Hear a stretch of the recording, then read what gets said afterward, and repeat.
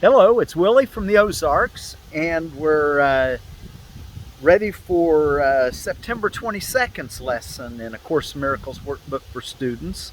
Lesson 265. We're reading out of the original edition. Creation's gentleness is all I see. Creation's gentleness is all I see. I have indeed misunderstood the world because I laid my sins on it and saw them looking back at me. And of course the word sin is in quotes because there really is, you didn't really have any sins. You just imagined it. And this is something that is difficult for a lot of us to understand because we're so used to using condemnation as a way to, the thought system that we're using. But Jesus is telling us there's another way. There's another part of you, that it's the real you, that survives death, that's never left God, that's always connected. All right? So, I have indeed misunderstood the world because I laid my sins on it and saw them looking back at me. How fierce they seemed, and how deceived was I to think that what I feared was in the world instead of in my mind alone. Today I see the world in the celestial gentleness with which creation shines. There is no fear in it. Let no appearance of my, in quotes, sins obscure the light of heaven shining on the world. Let no appearance of my sins obscure the light of heaven shining on the world. What is reflected here is in God's mind. The images I see reflect my thoughts. Yet is my mind at one with God's, and so I can perceive creation's gentleness. Why? My mind is one with God's, and so I can perceive creation's gentleness. That's what we want to learn to do, is see the sweetness, the gentleness, the goodness of all things, the gentleness. And the prayer says, in quiet would I look upon the world, which but reflects your thoughts and mine as well. Let me remember that they are the same, and I will see creation's gentleness. All right, creation's gentleness is all I see. I'm sitting in a park, in the little downtown park, a little town called Purcell, Missouri, and there is a sycamore maple in my background. I've got to where you can see it. We go ahead and turn to your text reading in chapter 6 as we're talking about this. Here's the leaves look kind of like a sycamore leaf. Anyway, the actual name for it is called the Latin name is actually called an acer, which are all the maples are acers. A pseudoplatanus. Well, pseudo is, not real, not false. False, I guess, would be the pseudo word. So a pseudoplatanus, and platanus is the scientific name for a sycamore. So this is a false sycamore, but it's an acer, a sycamore, what I call it again? A sycamore maple. So so anyway, you can tap these, all the maples you can tap for syrup along with the sycamore too. They'll make a drink that you can tap out in the late winter when you need some energy. Don't forget about your maples, all your maples, even the softer silver maple that you see in so many yards. They can all be tapped in the late winter, early spring for when the sap's flowing to get some syrup. Or syrup, to get the syrup, you just cook down the what comes out, the sap. But you can drink the sap just like it is. Really sweet, a nice drink. So anyway, I found down here that the maples, there's some other names for the sycamore maple is called a grape maple, a Scottish maple, and a plane tree maple. In the British Isles, they call it a sycamore, but in the United States, they call it a sycamore maple. So, I think about that little story where it says that Zacchaeus climbed the sycamore tree to see Jesus. I always wonder what kind of tree. Was it one of our American sycamores? Maybe it was one of these sycamore maples. I really don't know. It says here that the leaves, bark, and sap have all been used in many diseases because they help reduce inflammation, which is in so many diseases. The bark has been boiled and the tea used as a liver tonic. So anyway, food and medicine and your maples. All right, let's take a look now in chapter 6, Attack and Fear. We are ready for the relinquishment of attack. Was that yesterday? Today is, what is today? Today is the 22nd. So the relinquishment of attack. We've used many words as synonyms, we've used many words as synonymous, which are not ordinarily regarded as the same. We began with having and being, and more recently have used others. Hearing and being are examples, to which we can also add teaching and being, learning and being, and above all, projecting and being. This is because, as we have said before, every idea begins in the mind of the thinker and extends outward. Therefore, what extends from the mind is still in it, and from what it extends, it knows itself. That is its natural talent. The word knows is correct here, even though the ego does not know and is not concerned with being at all. The Holy Spirit still holds knowledge safe through his impartial perception. By attacking nothing, he presents no barrier at all to the communication of God. Thus, being is never threatened.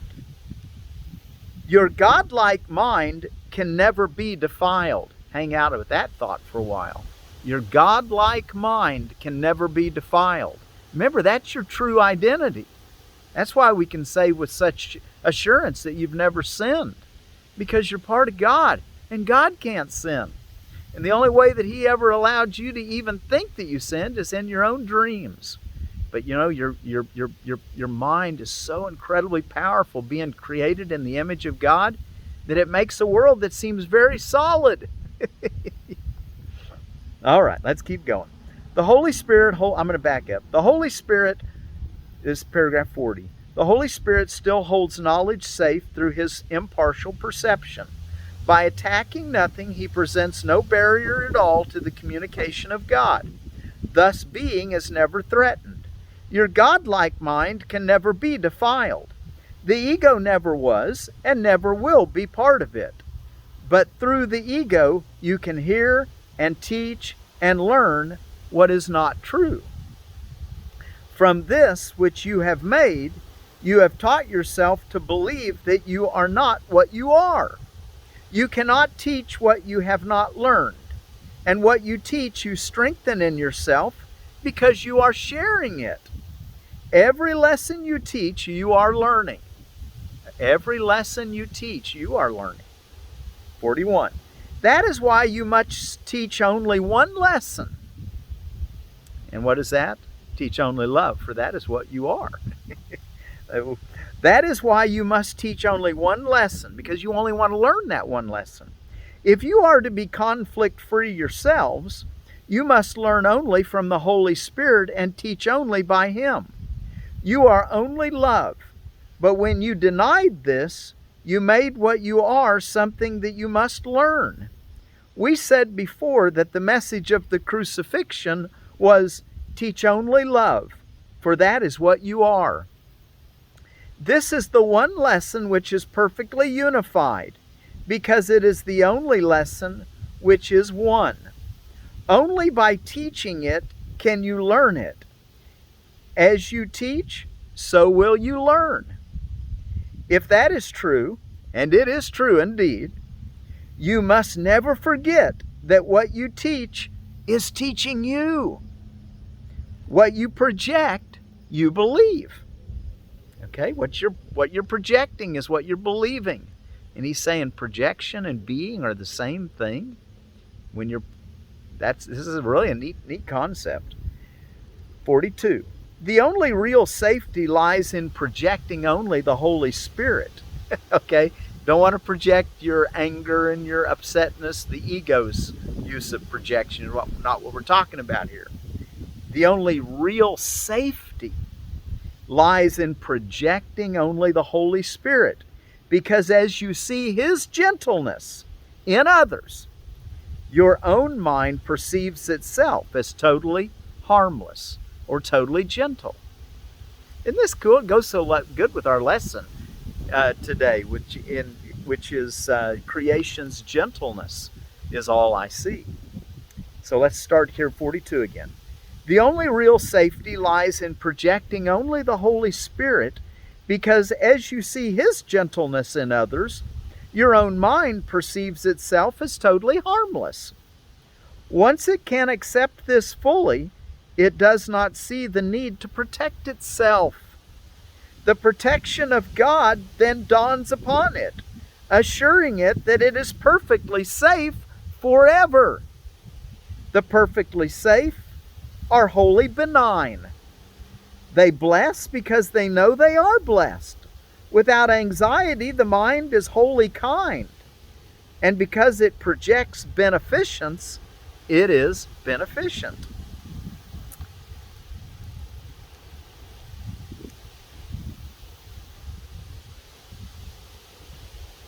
The perfectly safe are wholly benign. They bless because they know they are blessed. Without anxiety, the mind is wholly kind. And because it projects beneficence, it is beneficent. 43. Safety is the complete relinquishment of attack. Wow, let that settle in. Safety is not building up arms to make yourself feel safe. Instead, safety is the complete relinquishment of attack. No compromise is possible in this. He doesn't leave any wiggle room, does he? Teach attack in any form and you have learned it, and it will hurt you. Teach attack in any form and it will teach you, and it will hurt you. You'll lose your peace. Yet your learning is not immortal, and you can unlearn it by not teaching it. Since you cannot teach, your salvation lies in teaching the exact opposite of everything the ego believes. This is how you will learn the truth that will set you free and keep you so, as others learn it of you. The only way to have peace is to teach peace. By learning it through projection, it becomes a part of what you know, because you cannot teach what you have dissociated. This is why it's so important to see the gentleness in your brothers and sisters, and see only that. See the Holy Spirit's oneness in them. Only the last paragraph we're going to read today, 44. Only thus can you win back the knowledge that you threw away. An idea which you share, you must have. It awakens in you through the conviction of teaching. Remember that if teaching is being and learning is being, then teaching is learning. Everything you teach, you are learning. Teach only love, and learn that love is yours, and you are love. I just love this. I'm so glad that you guys listen in on this, and that I can maybe inspire you a little bit, because it inspires me, because I'm projecting what I'm wanting to learn. Okay, so there we go. Let's go back now and look at creation's gentleness is all I see. The reading for that today is, what is the body? The body is a fence the Son of God imagines He has built to separate parts of His self from other parts. It is within this fence He thinks He lives, to die as it decays and crumbles. For within this fence He thinks that He is safe from love. identifying with his safety, he regards himself as what his safety is. How else could he be certain he remains within the body, keeping love outside? The body will not stay, yet this he sees as double safety. For the Son of God's impermanence is proof his fences work and do the task his mind assigns to them. For if his oneness still remained untouched, who could attack and who could be attacked? Who could be victor? Who could be his prey? Who could be victim? Who the murderer? And if he did not die, what proof is there that God's eternal Son can be destroyed? And of course we can't die. And of course we can't attack. And this is the reality, and we can't be attacked. This is what we must see beyond the appearances to know our identity. The body is a dream. The body is a dream. I think if you just could accept that, it makes it all so clear. The body is a dream. Like other dreams, it sometimes seems to picture happiness, but can quite suddenly revert to fear, where every dream is born. For only love creates in truth, and truth can never fear. Made to be fearful, must the body serve the purpose given it. But we can change the purpose which the body will obey by changing what we think that it is for. The body is the means by which God's Son returns to sanity. The body is the means by which God's Son returns to sanity. We'll give it a good meaning. Though it was made to fence him into hell without escape, yet has the goal of heaven been exchanged for the pursuit of hell. The Son of God extends his hand to reach his brother and to help him walk along the road with him. Now is the body holy. Now it serves to heal the mind that it was made to kill. You will identify with what you think will make you safe, whatever it may be. You will believe that it is one with you. Your safety lies in truth and not in lies. Your safety lies in truth, not in lies. Love is your safety. Fear does not exist. Identify with love and you are safe. Identify with love and you are home. Identify with love and find yourself. All right, and now let's look at creation's gentleness is all I see. I have indeed misunderstood the world because I laid my sins on it and saw them looking back at me. How fierce they seemed, and how deceived was I to think that what I feared was in the world instead of in my mind alone. Oh, let's keep that in mind. And how deceived was I to think that what I feared was in the world instead of in my mind alone. Remember, you're the maker of your world. Change your mind and the whole world has to change. Don't think the world has any power over a son of God or a daughter of God. So let's look at this again. I want to read it again. Creation's gentleness is all I see. I have indeed misunderstood the world because I laid my sins on it and saw them looking back at me. How fierce they seemed, and how deceived was I to think that what I feared was in the world instead of in my mind alone. Today I see the world in the celestial gentleness with which creation shines. There is no fear in it. Let no appearance of my sins obscure the light of heaven shining on the world. What is reflected here is in God's mind. The images I see reflect my thoughts, yet is my mind at one with God's, and so I can perceive creation's gentleness. Those last three sentences again. Let no appearance of my sins obscure the light of heaven shining on the world. Let no appearance of my sins obscure the light of heaven shining on the world. What is reflected here is in God's mind. The images I see reflect my thoughts, yet is my mind at one with God's, and so I can perceive creation's gentleness. Make sure you understand that train of logic. In quiet would I look upon the world, which but reflects your thoughts and mine as well. Let me remember that they are the same, and I will see creation's gentleness. So that is our prayer. Let me read the prayer one more time. It's just 2 sentences long. In quiet would I look upon the world, which but reflects your thoughts and mine as well. In quiet would I look upon the world, which but reflects your thoughts and mine as well. Let me remember that they are the same. I will see creation's gentleness. Creation's gentleness is all I see.